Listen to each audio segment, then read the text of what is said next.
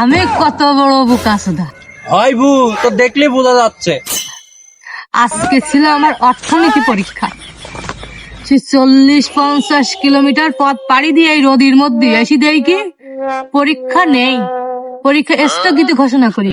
এখন চিন্তার বিষয় হচ্ছে কি, এই যে মাল দিদি, মাল তুমি খাও না মালে তোমার খাই, একটু যদি বলতি।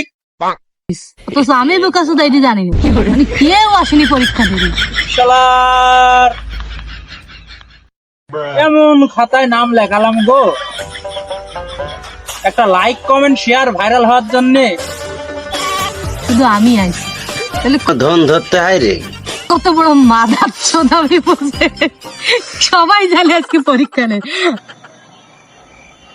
বলছি পরীক্ষা দিক যাবে কি, তারা তো ছাত্র ছাত্রী, তারা পড়াশোনা করে, তারা তোমার মতো মালের উপর শুয়ে থাকে না।